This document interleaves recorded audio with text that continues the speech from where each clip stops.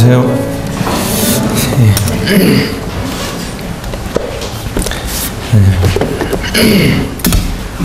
우리 다 같이 히브리서 11장을 함께 보시도록 하겠습니다.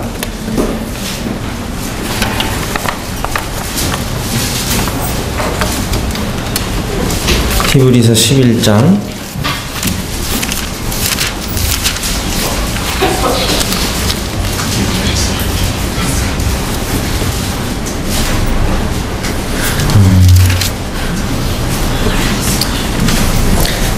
11장 보기 전에 12장부터 먼저 보겠습니다.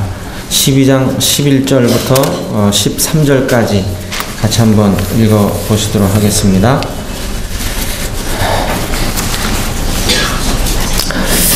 무릇 징계가 당시에는 즐거워 보이지 않고 슬퍼 보이나 후에 그로 말미암아 연단받은 자들은 의와 평강의 열매를 맺느니라. 그러므로 피곤한 손과 연약한 무릎을 일으켜 세우고 너희 발을 위하여 곧은 길을 만들어 저는 다리로 하여금 어그러지지 않고 고침을 받게 하라. 오늘 이 말씀을 통해서 실패를 성공으로 바꾸시는 하나님이라는 이런 제목을 가지고 말씀을 좀 드리기를 원합니다. 이 성경의 인물들을 이렇게 저희들이 살펴보면 성경에 완벽한 인물이 한 사람도 보이지 않습니다. 오직 예수님만 완전한 인간이시며 완전한 하나님으로서 우리에게 비춰주고 있는데 저희들이 롤 모델로 삼을 만큼 유명한 이런 믿음의 선배들 가운데서도 다 한두 번의 실수와 또 연약을 가지고 있는 모습을 보게 되는데, 제가 이제 우리 김은희 자매가 이제 10월에 결혼을 하는데 형제에 대해서는 잘 알질 못했어요. 그래서 좀 식사하면서 좀 교제 좀 해야겠다 해서 지난번에 좀 잠깐 만나서 이제 교제를 좀 했습니다. 형제가 97년도에 이제 구원을 받고 침례를 받은 후에 이제 신앙생활을 하게 됐는데, 이제 대학교 다닐 때 CBF 활동이라든지 이 어떤 종교적인 활동을 아주 열심히 했던 것 같아요. 근데 그런 가운데 있다가 이제 좀 한동안 좀 방황을 하면서 신앙생활을 좀 게을리하고 또 상당히 좀 나름대로 이제 방황하는 가운데 있었는데, 우리 김은혜 자매 만나면서 신앙이 좀 다시 이렇게 소송하는 이라는 것을 이제 이야기를 하면서 내가 이제 형제한테 비전이 뭐냐, 앞으로 결혼한 후에 어떻게 살길 원하냐 그랬더니 자기가 이제 학생이나 청년 때 방황을 한 이러한 경험들이 주님 안에서 이제 새롭게 살려고 할 때 그러한 또 학생이나 청년들이 있을 거라는 이런 생각을 갖게 되면서 앞으로 결혼하면 좀 안정 가운데 학생과 청년에 대한 이 사역을 좀 교회 안에서 좀 성실하게 감당하고 싶다 하는 이런 포부를 밝혔어요. 참 제 마음도 흐뭇하고 감사가 되었습니다.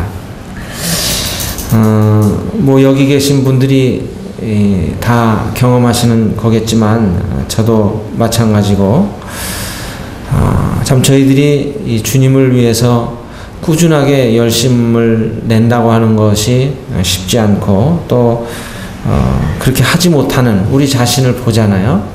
뭐 때로는 좀 열심히다가 또 때로는 이제 넘어지고 또 좌절하기도 하고 연약 가운데 빠지기도 하는, 실패를 경험하기도 하는 이러한 그 신앙생활을 하게 되는데, 저는 오늘 성경에 여러 인물이 있습니다만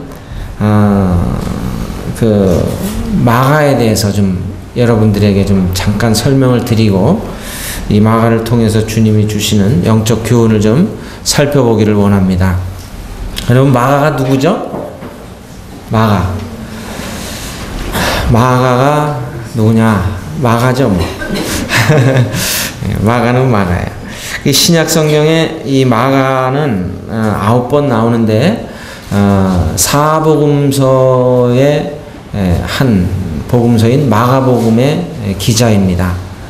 그런데 여러분들이 마태, 마가, 누가, 요한 이 사복음서의 맨 앞에가 마태복음이니까 마태복음이 제일 먼저 쓰여진 걸로 우리가 생각할 수 있는데, 사실은 마가복음이 이 주님의 이 생애에 관한 기록이 제일 처음 기록된 복음서입니다. 그래서 이 마가복음을 토대로 해서 마태, 누가, 요한복음이 이제 좀 더 확장이 되어져서 쓰여진 것인데, 이 사도행전 13장 5절을 보게 되면 이 요한이라고 이름이 기록되어 있습니다. 그런데 이 마가의 원래 히브리식 그 본명은 이제 요한이고, 이 마가는 이제 이 로마식 이름입니다. 그래서 마가 요한 이렇게 통상 이야기를 하는데, 유대인 크리스찬이었죠, 이 마가는. 그래서 이 어머니가 이제 마리아였고, 그의 집은 예루살렘에 있었는데 상당히 좀 부요했던 것 같아요. 그래서 이 초대교회 성도들이 이 마가의 집에 모여서 집회를 하고 이런 걸 볼 때 그 당시에 이제 상당히 좀 넉넉한 이런 살림을 살고 있었던 것으로 이렇게 추정이 됩니다. 그리고 이제 이 마가는 바나바의 이 조카였는데, 이 마가가 이제 그 바나바의 조카인 것을 볼 때 이제 고향은 이제 구브로, 오늘날 이 사이프러스 섬이라고 하는 곳으로 이제 이야기가 되고 있습니다. 이 마가가 만일 이렇게 마가복음 14장 51절에 나온 사람이라고 한다면 그가 이제 예수님을 안 지가 일찍 되었을 것이라고 이렇게 믿죠. 그 마가가 이 전도에 관한 이 최초의 기사가 이 첫 오순절로부터 시작해서 이제 바울과 이 바나바가 1차 전도 여행을 할 때에 이 수종자로 이제 함께 동행을 하잖아요. 이제 동행을 하는데, 이 수종자라고 하는 이 의미의 뜻은 이제 이 전도 팀이 있으면 전도 팀의 어떤 숙박, 또 그 다음에 어떤 서무, 또 이렇게 짐, 이런 기타 등등들을 도와주는, 어떻게 보면 이제 동역자라고 하기보다는 물론 동역자지만 그러한 정말 본격적인 이 전도팀에 도움을 줄 수 있는 이런 부가적인 일들을 이렇게 주로 맡았던 것을 보게 됩니다. 근데 이제 그가 이 그브로를 거쳐서 밤빌리아의 버가까지 동행을 했는데, 그 다음에 이제 이 예루살렘으로 다시 귀환을 해요. 근데 성경에는 그가 떠나간 이유가 이 전도를 하게 되니까 굉장히 반대를 받게 되고 이 핍박을 받으니까 거기에 대한 어떤 공포심에서인지, 아니면 너무나 이 전도가 급진적이니까, 이 사도 바울 같은 경우는 주님으로부터 이방인에게 복음을 전하는 이 사명을 받고 나아가는데, 그 당시에 유대인들은 그리스도인일지라도 그런 문제에 있어서 상당히 좀 거부 반응을 일으켰었죠. 그래서 그러한 어떤 반발이었는지는 모르겠습니다만, 하여튼 이 바울이 이 바나바와 이렇게 갈 때 마가가 이제 거기서 이 탈락을 하죠. 이제 아마 바나바와 바울 마음 가운데, 특히 바울 마음 가운데는 이 마가의 이 예루살렘으로의 이 귀환이 상당히 마음에 걸렸던 것 같아요. 그래서 이제 바울이 2차 전도 여행 때 바나바와 이제 함께 가자 할 때, 바나바는 마가를, 또 바울은 신라를 데리고 가자 이렇게 하는데, 이 문제 때문에 얼마나 심하게 다퉜는지요. 결국 그동안 동역을 해왔던 이 바나바와 바울이 갈라설 정도로 심히 다투었다고 성경이 말씀하고 있어요. 그러니까 상당히 심각한 그 문제였던 것 같아요. 아무튼 바울에게 이 마가는 그 당시에 이 사람은 이 전도 여행을 같이 가면 안 될 사람, 이렇게 아마 딱 마음에 확정이 됐던 것 같아요. 우리들도 사실 이렇게 동역을 하고 사역을 할 때 이 형제는, 이 자매는 같이 가면은 이거 틀림없이 그 어려움을 가져올 수 있겠다, 이런 생각을 우리들이 충분히 할 수 있는데, 바울도 아마 그러한 그 마음을 가졌던 것 같아요. 그런데 그래서 이제 결국 갈라서면서 바나바는 이제 마가를 데리고 구브로로 가서 이제 전도를 하게 되죠.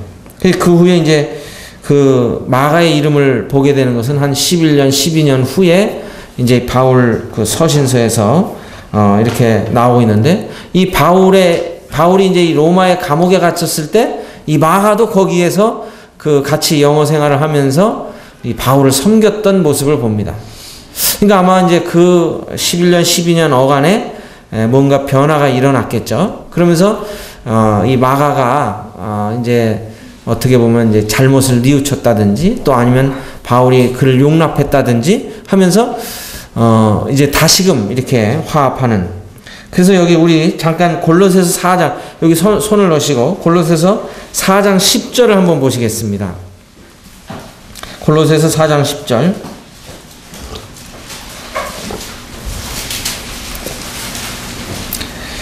바울은 이 골로새 교회에 이 마가를 추천하면서 뭐라고 말하고 있습니까? 골로새서 4장 10절, 11절 같이 한번 읽어보겠습니다.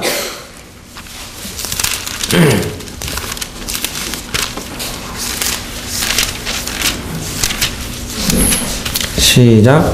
나와 함께 갇힌 아리스다고와 바나바의 생질 마가와 이 마가에 대하여 너희가 명을 받았음에 그가 이르거든 영접하라. 유수도라 하는 예수도 너희에게 문안하느니라.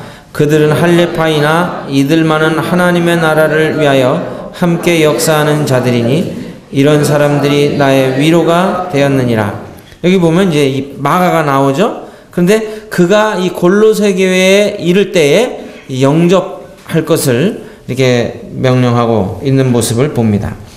또 빌레몬서 1장 24절에도 보면 이 동역자, 나의 위로, 이러한 표현을 쓰고 있는 것을 볼 때 이제 그 1차 전도 여행 때에 있었던 그 앙금은 사라지고 이제는 바울의 동역자로서, 이 바울의 위로로서 이 마가가 함께 사역하고 있는 모습을 봅니다. 그리고 바울의 마지막 서신서인 이 디모데후서 4장을 한번 또 보시겠습니다. 디모데후서 4장 12절, 11절입니다. 여기 보면 마가에 대해서 또 이렇게 이야기를 하고 있습니다. 이 말씀도 같이 한번 읽어보겠습니다. 누가만 나와 함께 있느니라. 네가 올 때에 마가를 데리고 오라. 그가 나의 일에 유익하니라. 여기 보면 이 사도 바울이 이제 주님이 부르심이 임박한 이때에 마가를 설명하기를 나의 일에 유익하다, 이렇게 표현하고 있어요. 참 이런 것을 보면서 구원받은 성도들은 지금 신앙이 좀 시원찮고 실패와 연약 가운데 있다 할지라도 아주 소망이 없는 게 아니구나 하는 이러한 기대와 소망을 갖게 됩니다.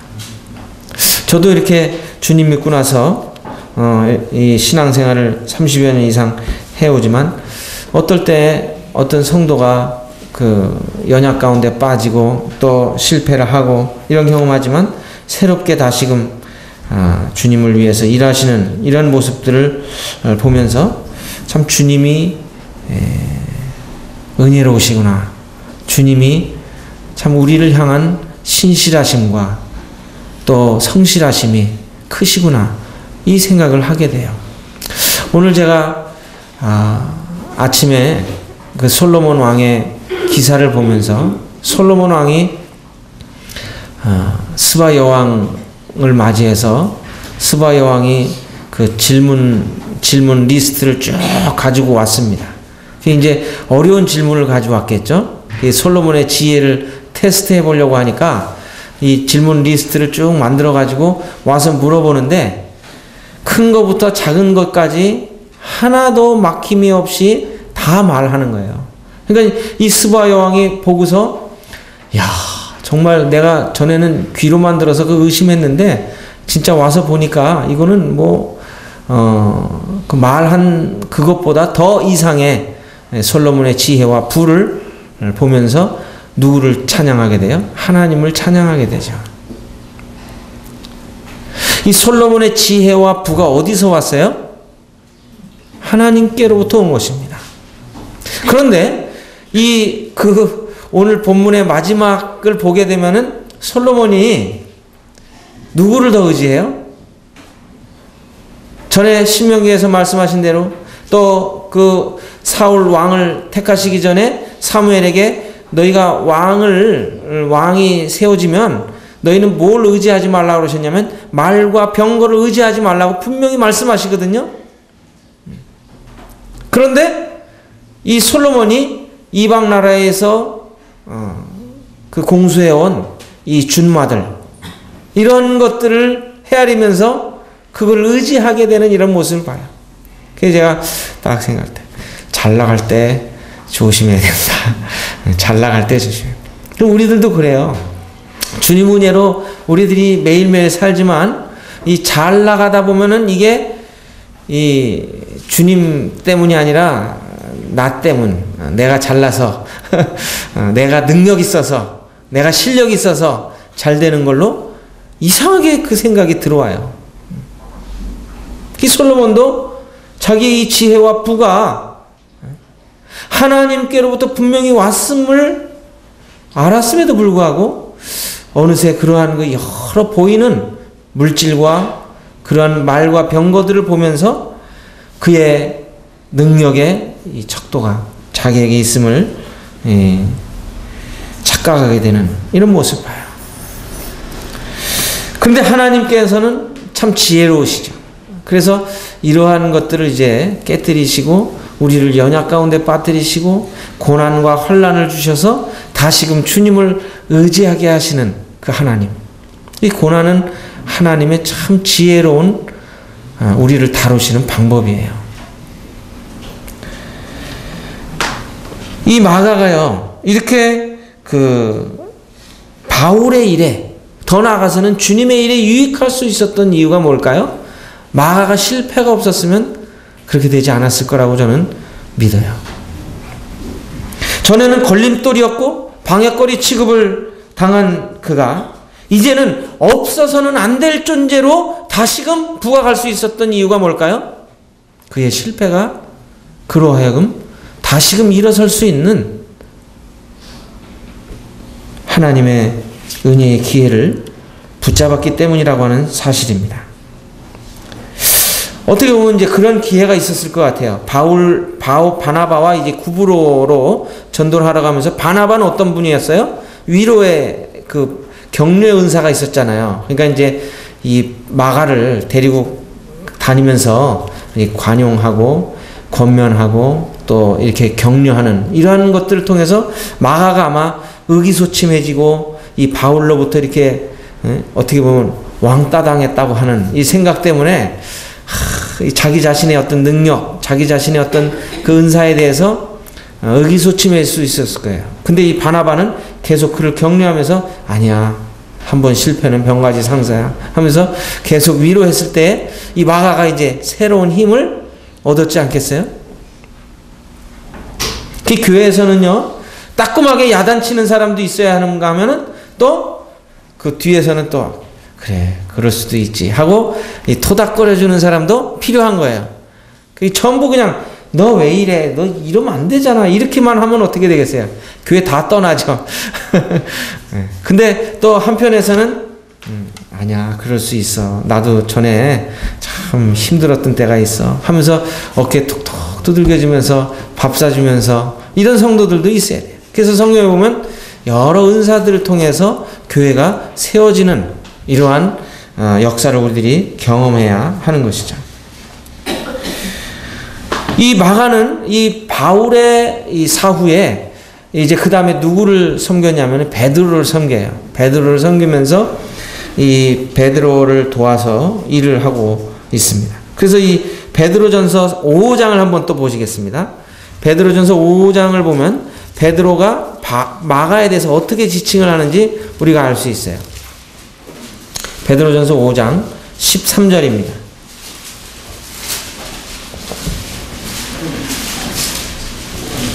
한번 이 말씀도 같이 한번 읽어보실까요? 시작.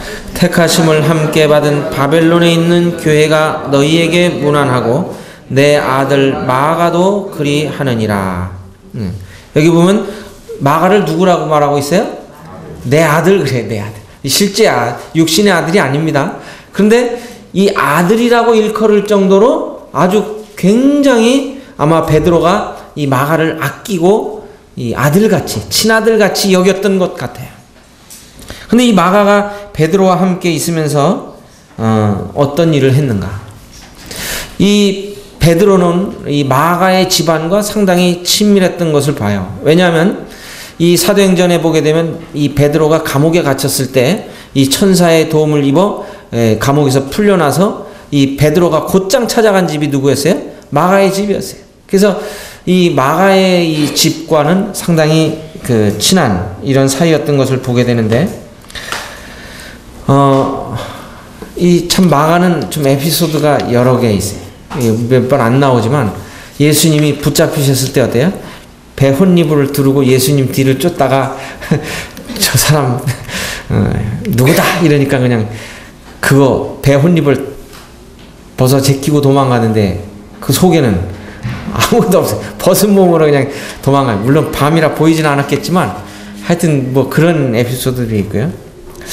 근데 이제 마가가 이제 이 베드로와 함께 로마에서 있으면서 이 전도했던 모습을 봅니다. 이제 확실한 이 전설은 이 마가가 이 베드로가 복음을 전할 때 이 통역했다고 하는 이런 전설이 있어요. 그래서 베드로가 물론 헬라말을 할 수 있을 거라고 우리가 추정을 하지만 이 설교할 만큼 헬라말이 되지 않았기 때문에 이 마가는 이 베드로와 함께 있으면서 이제 이 설교하는 일을 통역하는 일을 이 담당했던 것을 봅니다. 그 요세푸스 교회사에 보게 되면은 이 파피우스라고 하는 그 당시 아주 유명한 그 장로 일을 맡았던 이 감독이신데 그분이 그런 얘기를 해요. 베드로의 이 통역자가 된 마가는 주님이 이야기하시고 행하신 것을 기억하고 있는 한 순서는 바르지 않았지만 정확히 기록했다. 왜냐하면 그가 주님으로부터 들은 것도 아니고 주를 수행한 것도 아니고 앞서 말한 대로 후에 베드로를 따랐기 때문이다. 베드로는 필요에 따라 가르쳤지만 주님의 어록을 조직적으로 기술하려고는 하지 않았다. 그리하여 마가는 기억하고 있던 것을 기록했으나 조금도 틀리지 않았다. 그에게서 들은 것을 빠뜨리거나 잘못 전하지 않도록 주의하였기 때문이라고 이렇게 기록을 하고 있어요. 그러니까 이 마가는 상당히 젊은이로서 이 총명하고 뭔가 이렇게 들었을 때에 기억력이 탁월한, 남들보다 탁월한 이런 점이 있었기 때문에 이 베드로의 이 구술 설교를 통해서 베드로가 이 알고 있었던 그 주님의 생애에 관한 이 기록들을 이야기를 하는 것을 구술하는 것을 이제 이 적음으로써 그것을 이 예수님의 생애에 관한 이 복음서로 이제 기록을 하게 되는 것이죠. 그래서 이 참 마가복음을 보게 되면요 상당히 그 역동적이고 또 이 진행이 빨리 돼가요. 그게 이제 한 예로 고시라고 하는 이 단어가 상당히 빈번하게 나오고 있습니다.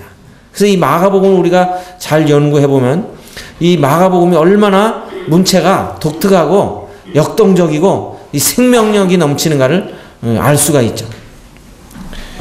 우리가 지난번에 말씀드린 대로 이 사복음서는 다 특성이 있다고 그랬죠. 자, 다시 한번 복습을 한번 해보겠습니다. 마태복음은 누구를 위한 책이라고 말씀드렸나요? 유대인들을 위해서 그 기록된 책이라고 말씀드렸어요. 마가복음은요,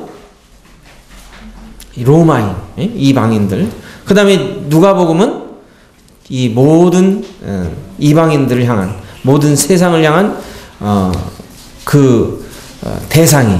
그 다음에 요한복음은 이 초신자를 위한 이러한 주님의 생애입니다. 그래서 마태복음은 왕으로서 오신 예수님, 그 다음에 이 마가복음은 종으로 섬기기 위해서 오신 예수님, 또 누가복음은 인자로 오신 예수님, 요한복음은 하나님의 아들로서 오신 예수님에 관해서 이렇게 기록을 하고 있는 모습을 보게 됩니다. 아무튼 이 마가가 이러한 일들을 통해서 그 주님의 생애에 관한 기록을 우리들로 하여금 참 자세하게 알 수 있도록 그 엄청난 임무를 하나님께서 맡겨주셨던 이런 사실을 보게 되면서요, 참 감사가 돼요. 하나님께서 이러한 사람들을 통해서 역사하시지만 바로 그 마가의 입장에서는 어때요? 마가의 입장에서는 한번 넘어졌기 때문에 하나님의 일에 부자격자로 일어설 수 없는 자일 수 있었을 거예요. 근데 하나님은 그를 버리지 아니하시고 그를 다시 들으셔서 사용하시는데, 그것도 이 주님의 생애에 관한 이 기록을 할 만큼 엄청난 일을 맡기시는 거예요. 참 놀랍죠.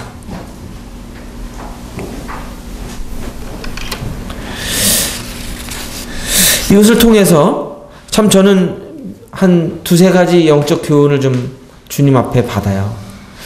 우리들은 누구든지 연약과 실패와 좌절을 경험할 수 있다는 거예요. 이걸 우리들이 자꾸 피하거나 부정하는 사람이 되면 안 된다는 거예요. 나는 그럴 수 있다. 난 넘어질 수 있다. 난 연약하다. 우리가 매일매일 삶 속에 이러한 나 자신에 대해서 완전하지 못함을, 나 자신에 대해서 실패한다고 하는 사실을 주님 앞에 인정하는 사람은 주님으로부터 사용되어 줄 수 있는 사람이에요. 자신에 대해서 연약을 인정하지 않는 사람은 어때요? 넘어지기 쉬운 거예요. 그런데 자신에 대해서 주님, 저는 아무것도 아닙니다. 주님, 저는 이렇게 연약한 자입니다. 직장에서, 가정에서, 또 교회에서 어떤 조그마한 일 때문에도 내 마음이 상하고 내 길이 넘어지고, 이런 것들을 주님 앞에 고백을 할 때 주님이 어떻게 하세요? 그래, 너가 그런 자인 줄 아느니? 아니? 그러니까 어떻게 해야 되겠어요? 그러니까 너는 나를 의지해야 되라. 의지해라. 주님 말씀하시는 거예요. 그러니까 주님을 신뢰할 때, 주님을 의지할 때 우리들이 다시금 믿음 가운데 나아갈 수 있는 것이죠.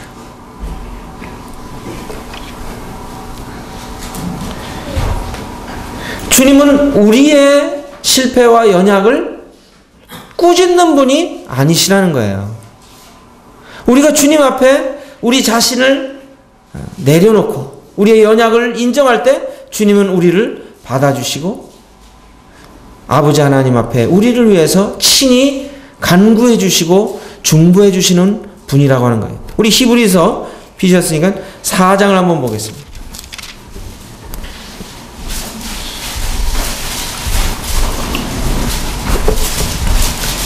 히브리서 4장 14절 15절입니다. 같이 한번 읽어보겠습니다. 시작.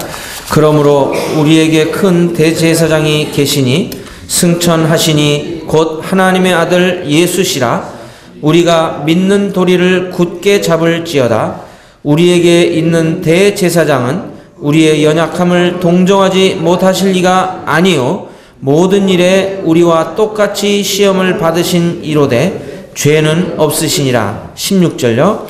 그러므로 우리는 긍휼하심을 받고 때를 따라 돕는 은혜를 얻기 위하여 은혜의 보좌 앞에 담대히 나아갈 것이니라. 참 우리들이 하나님 앞에 감사할 일은 바로 우리를 위해서 매일매일 매 순간순간 아버지 하나님 옆에 우리를 하나님께로 인도하시는, 하나님께 나아가게 하시는 대제사장 예수 그리스도께서 있으시다는 거죠. 우리들이 예배 때도요, 우리가 잘나서 나오는 게 아니잖아요. 우리가 일주일 동안 살아가는 이런 모든 삶이 참 엉망이고 지치고 또 잘못된 삶을 살았을지라도 주님 앞에 나와서 주님의 십자가 보혈의 공로를 의지해 나올 때 우리 주님께서 아버지 하나님 앞에 나아감을 얻도록 근거를 제시해주고 계시다고 하는 사실입니다.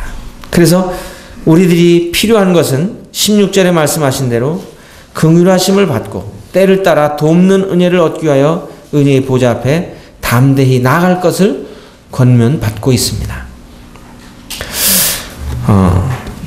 또 한 가지는 이 주님은 실패하였을지라도 기회를 주세요. 이 다윗이 그 실패하고 연약 가운데 빠졌었지만 하나님께서는 다윗을 다시금 일으키셔서 그로 하여금 하나님께 영광을 돌리도록 살도록 인도하시는 모습을 보죠. 또 베드로도 보세요. 베드로도 여러 차례 주님을 부인하고 또한 좌충우돌하면서 주님을 섬겼지만 주님께서는 요한복음 21장에 말씀하신 대로 이제 네가 젊어서는 네 원하는 대로 다녔지만 늙어서는 이제 네 원하는 대로가 아닌 하나님 원하시는 대로 갈 것이라고 하는 이런 말씀을 하십니다. 또 구약에 보게 되면요, 이 삼손이라고 하는 사람이 나와요. 삼손이 어때요? 참 육신적이고 혈기방장한 이러한 사람이었습니다만 여기 히브리서 11장엔 그 사람에 대해서 이렇게 말하고 있어요. 이 히브리서 11장을 또 보시겠습니다. 히브리서 11장 34절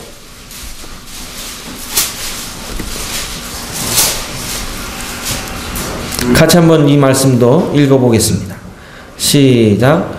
불의 세력을 멸하기도 하며 칼날을 피하기도 하며 연약한 가운데서 강하게 되기도 하며 전쟁에 용감하게 되어 이방 사람들의 진을 물리치기도 하며, 네, 요 말씀 가운데 연약한 가운데서도 강하게 되기도 하며,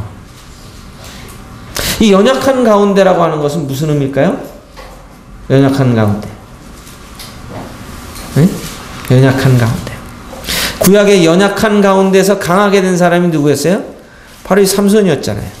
이 삼손이 머리가 잘리고 그 연자 맷돌 그 돌리는 소 대신 삼손이 그 비참한 모욕적인 하나님의 이 사사로서의 역할을 감당하지 못하는 이방인들로부터 수치와 모욕을 당하는 이런 가운데 있었었지만 하나님이 그의 머리를 다시 머리카락을 자라게 하심으로 말미암아 이제 그가 회개하고 하나님 앞에 바로 섰을 때에 살아서 죽인 자보다 이제 자기가 죽으면서 죽였던 이 블레셋 사람이 더 많게 하셨던 하나님이십니다.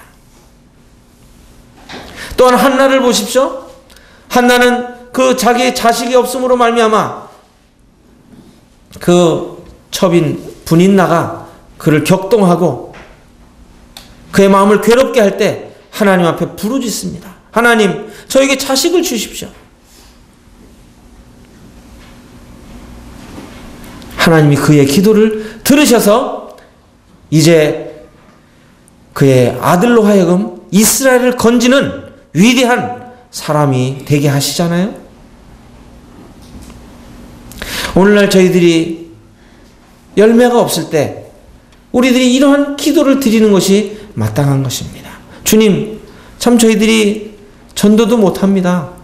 또 저희들 열매도 없습니다. 참 저희의 이 약함을 아시잖아요. 해야 되는 것을 알면서도 하지 못하는 저희의 마음, 주님, 저희를 도와주세요. 기도를 정말 물 쏟듯 주님 앞에 내쏟으면서 기도할 때 주님께서 우리의 기도를 들어주실 줄 믿습니다. 또한 예레미야 보세요. 예레미야 1장에 보면 주님이 예레미야를 향해서 야 이스라엘에게 유다에게 메시지를 전해라 하는데 예레미야가 뭐라 그래요? 저는 아이입니다. 저는 연약해서 할 줄 모릅니다. 고백하니까 하나님 뭐라고 말씀하시죠? 넌 아이라 하지 마라. 내가 너의 입에 주는 말을 하면 된다. 우리들은 우리들이 가지고 있는 어떠한 재능, 우리들이 지금 느끼고 있는 우리 자신에 대한 생각, 이런 것들 때문에 나서지 못하는 때가 얼마나 많이 있어요. 근데 주님은 그거를 보시는 게 아니라 그 연약을 깨닫는 가운데서 그 연약 속에서 일하시는 하나님을 발견하기를 원하시는 것입니다. 우리의 어떤 실패를 그냥 보고서 낙담하거나 좌절하는 것을 원하시는 분이 아니라 바로 우리의 실패와 좌절을 통해서 나 자신을 의지하지 않고 하나님을 의지하고 나아가도록 하시기 위한 하나님의 섭리, 이것을 보기를 원하시는 거죠. 그래서 하나님은 우리의 실패 속에서 성공을 경험케 하시는 하나님이라고 말씀을 드릴 수가 있는 것입니다. 그래서 우리들은 이 주님을 따르면서 주님을 섬기면서 우리들의 어떤 연약과 실패를 보는 것도 중요하지만 이제 거기서 끝나는 것이 아니라 우리의 연약 속에서 하나님의 강함을 보이시고자 하시는 하나님의 섭리를 깨닫는 것이 중요한 것입니다. 그래서 사도 바울이 고린도후서 12장이죠. 그 자기 육체의 가시를 위해서 3번이나 정말 간절히 기도했지만 하나님이 어떻게 하세요? 그 기도를 들어주지 않으세요. 그러면서 오히려 내 은혜가 네게 족하도다, 이런 음성을 들었을 때 사도 바울이 깨닫게 돼요. 나의 연약을 통해서 하나님 강함이 나타나는구나. 그래서 우리들은 오히려 나의 연약을 자랑하고 하나님 앞에 나아가는 이런 믿음의 삶이 되어야 할 줄로 믿습니다. 그래서 이제 10월, 이제 얼마 남지 아니한 이 마지막 저희들의 이 기간을 정말 저희들이 저희의 연약을 인정하면서 그럼에도 불구하고 저희 가운데 일하시는 하나님의 신실하심과 성실하심을 바라보면서 믿음 가운데 한 해를 우리들이 마무리함으로 말미암아 참 하나님 앞에 영광을 돌리는 이러한 귀한 시간이 되기를 소원하는 마음이 있습니다. 하나님은 실패를 성공으로 바꾸시는 하나님이십니다. 이런 하나님을 우리가 믿을 수 있는 것은 하나님의 성실하심과 신실하심 때문입니다. 이러한 하나님을 저희들이 신뢰하면서 믿음 가운데 걸어가시는 이런 복된 삶이 되시기를 바랍니다. 기도하겠습니다.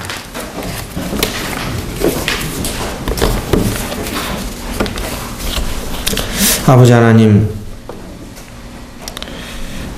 참 저희들의 개인적인 삶의 생애의 모습을 볼 때 얼룩지고 또 실패하고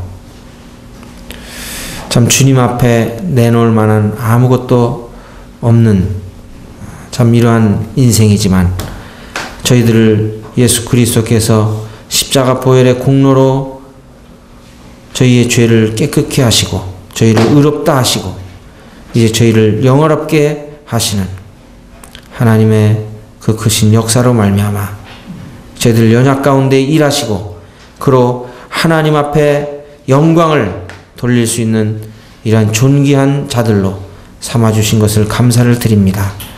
아버지 하나님, 저희의 연약만 바라보며 낙심하거나 좌절하지 않게 하여 주시고 저희 가운데 일하시고 역사하시며 성실하게 저희들을 이끌어 가시고 인도하시는 하나님의 성실하심을 찬양하고 하나님 앞에 영광을 돌리게 되는 이런 복된 생애로 저희들을 이끌어 주시고 인도하여 주시기를 간절히 소원하옵나이다.